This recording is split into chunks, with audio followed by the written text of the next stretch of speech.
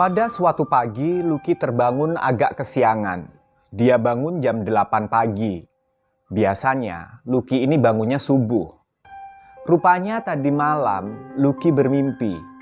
Mimpinya sangat bisa diingat, detail, jelas, sampai dia bisa ingat semua mimpinya. Di dalam mimpinya itu, Lucky merasa ada di sebuah upacara pemakaman. Lucky juga nggak tahu upacara pemakaman siapa. Tapi yang jelas, di dalam mimpinya itu, orang-orang yang hadir dalam upacara pemakaman tersebut, perawakannya tinggi-tinggi besar, dan parasnya tampan-tampan. Kalau diperkirakan oleh Lucky pada waktu menceritakan mimpinya ini, tinggi mereka rata-rata 2 meteran, tinggi gede lah, atletis dengan postur yang sangat ideal. Lucky juga melihat keranda yang ditutupi oleh kain berwarna emas. Menurut Lucky, di dalam mimpinya semua orang yang ada di rumah duka tersebut ramah sama Lucky. Seperti halnya udah kenal lama. Padahal secara jelas Lucky juga nggak kenal satupun dari mereka. Yang jelas mimpinya Lucky ini berakhir saat Lucky terbangun jam 8 pagi. Setelah terbangun pagi itu yang agak kesiangan tadi ya, jam 8 pagi, seperti biasa aktivitas Lucky itu nggak langsung mandi.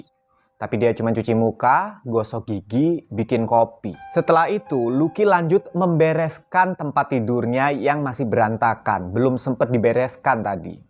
Dan setelah itu, Lucky berniat untuk duduk-duduk di teras sambil ngopi dan ngerokok. Dan hal ini memang sudah menjadi kebiasaannya Lucky setiap pagi, tapi berbeda pagi ini. Saat Lucky keluar rumah dan berniat duduk-duduk di teras, dia melihat di halaman rumahnya dia, di luar pagar rumahnya dia itu rame.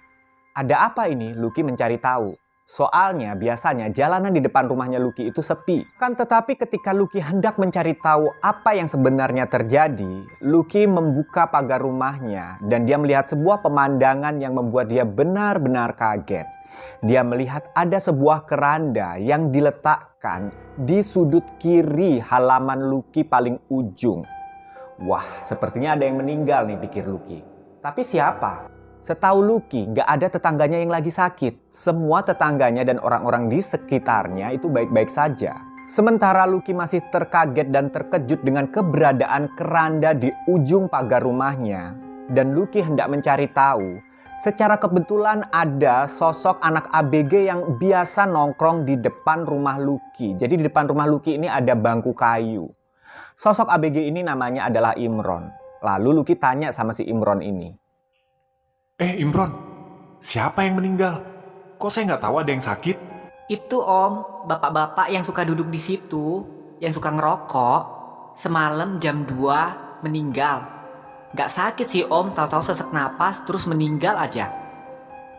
Setelah mendengar penjelasan Imron, Lucky berniat untuk melayat tetangganya. Soalnya ini tuh tetangga mepet banget. Tapi sebelum dia memutuskan untuk mandi kemudian melayat, dia memutuskan untuk ngerokok dulu dan ngopi barang sebatang lah rokoknya.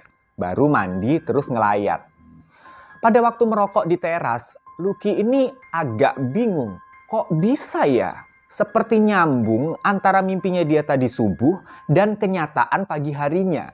Betul-betul ada seseorang yang meninggal. Dan dia betul-betul melihat sebuah keranda. Cuman bedanya kalau di mimpi keranda itu ditutup oleh kain berwarna emas. Tapi kemudian Lucky terus mikir, oh mungkin ini kali ya yang disebut dengan firasat. Singkat cerita, hari itu berlalu.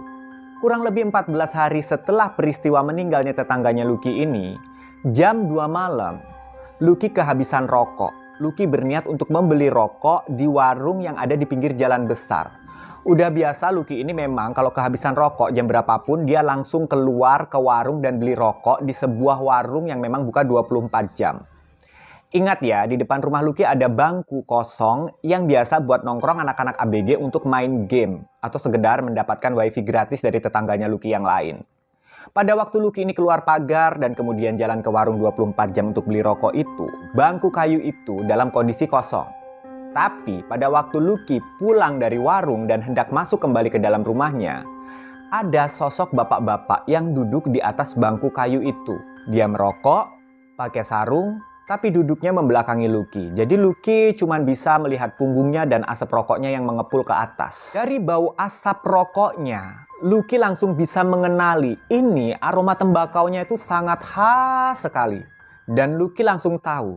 Dia langsung bisa nebak kalau sosok bapak-bapak yang duduk di atas bangku kayu di depan rumahnya itu tak lain dan tak bukan adalah sosok bapak-bapak tetangganya dia yang meninggal 14 hari yang lalu. Melihat sosok tersebut, Lucky langsung mempercepat langkahnya, masuk pagar, masuk rumah, kunci pintu, lalu dia langsung ke sumur untuk wudhu, kemudian masuk ke kamar tidurnya dia karena ketakutan kan. Dia langsung kunci pintu kamarnya juga, dia tarik selimut. Jantungnya deg-degan. Padahal tadi niatnya Lucky setelah beli rokok, dia mau ngerokok dulu di teras. Tapi karena dia melihat sosok bapak-bapak tersebut, dia batalkan. Mending dia cari selamat, masuk rumah, masuk kamar, kunci pintu semuanya. Lucky berniat untuk langsung tidur, untuk melupakan sosok bapak-bapak tetangganya yang tadi itu dia lihat. Kenapa dia setakut itu? Karena memang jelas banget sosok itu dia lihat. Ya emang bapak itu yang dia lihat. Tapi usahanya Lucky untuk langsung tidur sepertinya sulit. Dia sulit tidur, masih kebayang-bayang sosok yang tadi.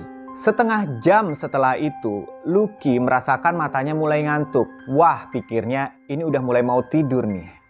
Tapi sekejap, saat mata Lucky ini hendak terlelap, tiba-tiba terdengar suara ketukan di pintu rumah Lucky.